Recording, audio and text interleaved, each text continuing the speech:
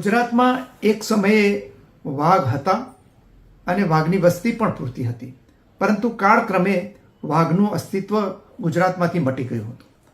પરંતુ છેલ્લા 8 મહિના પહેલાં પંચમહાલ અને દાહોદના જે રતનમહાલ જંગલ છે એમાં એક વાઘ આવી અને સ્થિર થયો છે અને હવે એ ત્યાં સેટલ થયો હોય એવા લક્ષણો અત્યારે જોવા મળી રહ્યા છે. એના પછી ભારતની નેશનલ ટાઈગર કન્ઝર્વેશન ઓથોરિટી છે એમણે એક અભ્યાસ સમિતિ મોકલી હતી અને અભ્યાસ સમિતિએ પ્રાથમિક અહેવાલ તૈયાર કર્યો છે અને એ અહેવાલ મુજબ અત્યારે ગુજરાતની અંદર એક વાઘની વસ્તી બતાવેલી છે. એ ઉપરાંત અહીંયા વાઘની ઇકોસિસ્ટમ બની શકે એમ છે અને એના માટેના એ સિસ્ટમને મજબૂત કરવા માટે, આ ઇકોસિસ્ટમને મજબૂત કરવા માટે થઈ અને અનેક પગલાઓ આ પ્રાથમિક અહેવાલમાં સૂચવવામાં આવેલા છે.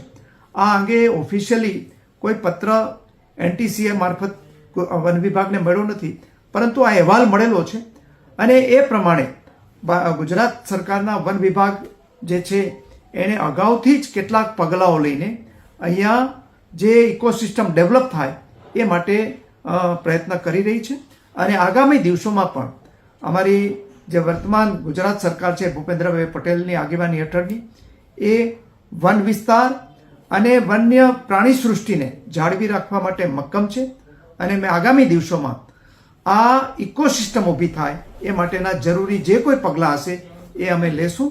અને અહીંયા આપણે જે 4 બિગ કેટ છે એમાંની આજે આપણને ગૌરવ છે કે 3 બિગ કેટ આજે ગુજરાતમાં આવી ગયેલી છે. એક સિંહ જે આપણા દેશનું અને એશિયા ખંડનું ગૌરવ છે, બીજા આપણે અહીંયા લેપાર્ડ દીપડા છે અને ત્રીજું વાઘ પણ આવી ગયો છે.